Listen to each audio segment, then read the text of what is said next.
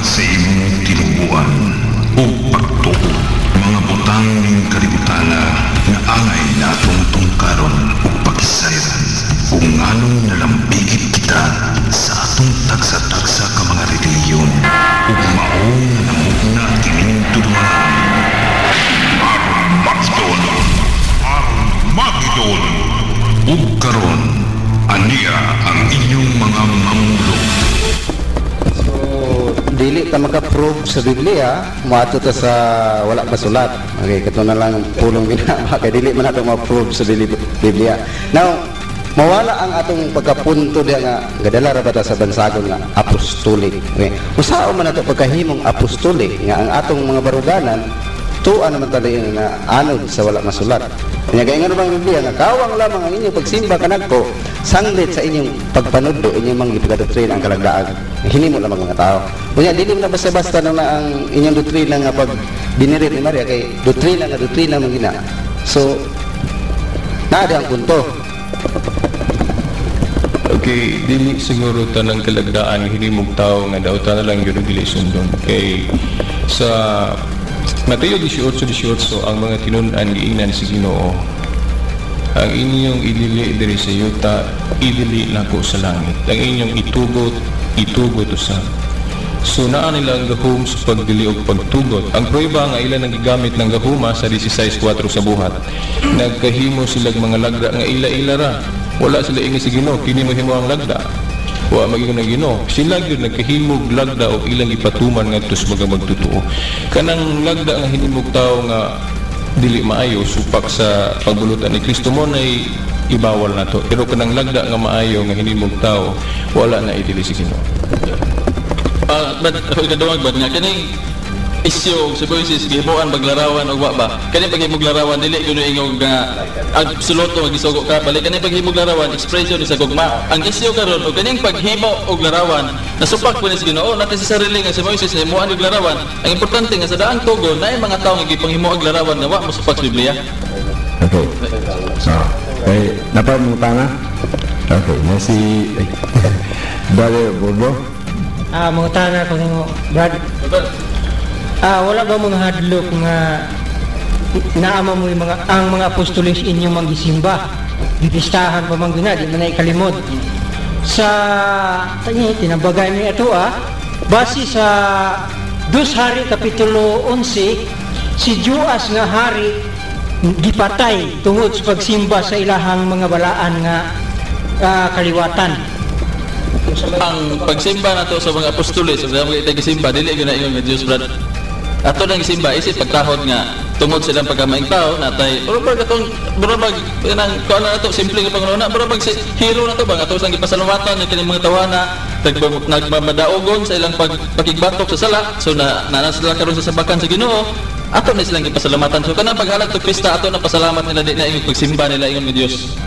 Wala pangutana. Kining Santiago nga balaan wa gid siya kasala kin Santiago nga nasulat sa Biblia base sa iyang pasalig sa Santiago 2:10 nga bisan kinsa magabantay sa tibukan kasuguan makalapas sa mahimong lapason sa tanan.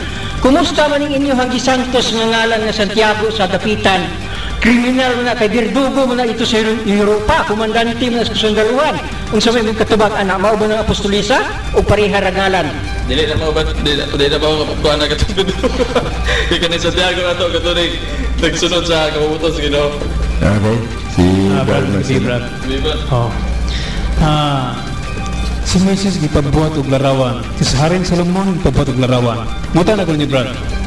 Kini bang Katolik nga inyong iapilan karon nga ingon nga reliyon, gisugod ba niyo pagbuhat og larawan? Okay, sumala sa naisgutan na sa unahan nga dili man daw ta nagpaghimog larawan. Dayon ang mga tinun-an gitagaan og authority to bind and loose here on earth. Ang inyong idili diri sa yuta idili na sa langit ang inyong itugot usab. So daghan kayo mga hinungdan ngano nga ang usab ka matuhuon mo himo og larawan usa ni ini ang pagpasidungog sama nga kung nagpasidungog ta ni Dr. Jose Rizal nga bayani lang siya sa atong gamayng nasod unsa naka ang mga bayani sa atong tinuhuan. Mas maayo gyud kung naghimo tag pagpasidungog ni Rizal mas maghimo tag pagpasidungog sa mga bayani gyud sa itong tinuoan. O dili daw ta paghimog larawan alang kanila kay sa Biblia mismo iklaro man sumala sa naisgutan na nga dili daw ta paghimog larawan basta di lang himuong Dios. Ang dawtan kung himuong Dios sa mas kwarta ba kung gamiton sa insakto maayo. Kung himuong Dios ang kwarta di na maayo nya ang Katoliko wala man magtudlo nga kanang larawan Dios suwa makasala ang Katoliko kay idolatria. Okay, ang opinion ng Ginoo Brad. Kadang mo ta na Brad. Kini bang pagyugbo sa larawan, sa tubangan ng larawan o paghapa? Dili ba sa'yo Brad? Kanang pagyukbo ba di yun na sa'yo? Kung ang imong pagyukbo dili lagi pag-ilang nga Dios. Paghapa. Bisan pag higdigit ka diha basta kay wala na mo ilang nga Dios, asti si pagtahod lang. Nato na tayo prueba nga. Okay.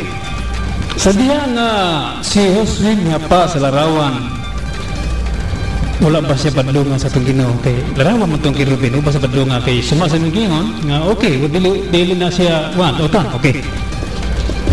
Okay, ang pagbadlong nakabasa man guwara nga sitas.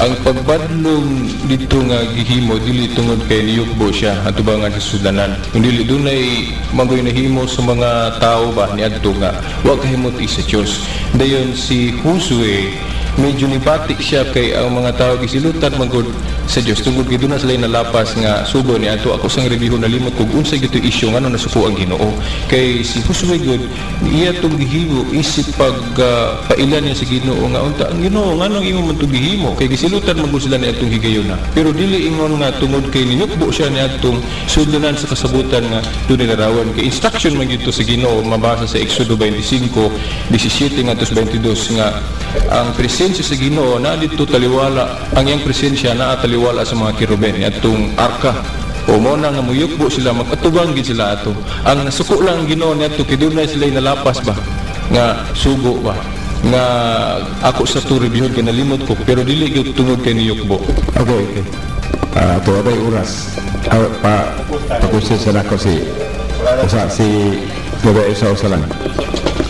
Brad, ng gabi Brad. Ang akong pangutana Brad, dinhi sa Buhat Kapitulo 10 versikulo 25 pag-abot ni Pedro sa balay ni Cornelio, ang akong pangutana, nagpasimba ba si Pedro ni Cornelio? Si Pedro gibuyag siya ni si Cornelio gibuyag siya ni Pedro kay pag-abot ni Pedro ni hapa siya nagsimba gibuyag sa Pedro nga tindog ayaw simba kay ako tao lamang na ni sa Buhat 10 25 niya sa pinadayag 22:8 nga sa diyang si San Juan ng simba sa anghel gibuyag sa siya so di kita pwede nga simbahon ng Santos Bado? Si Ban Silver, tatang opinion. Sa sumala na sa itong naisgutan kaganina nga kanang pagsimba nga pagpaka-Diyos dili na pwede ihatag ito sa larawan o bisa nila yun nga buhi.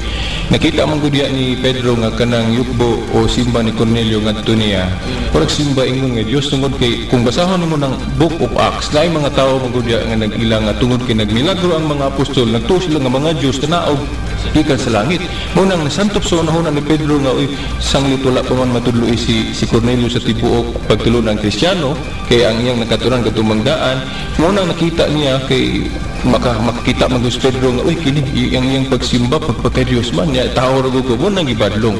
Pero natay mabasa nga gibuan ang usa ka santos usa ka balaan nga dili sala kanang pagtahod lang abot pasabot nga walay pagbadlong nga gihimo kanang sa Buhat 16:29 ug 30 nga si Pablo ug si Silas gibuan pero wala padlukan ni Pablo ug Silas kinakasabot sila nga pagtahod naman ang abot pasabot dili pagpaka-Dios kanan.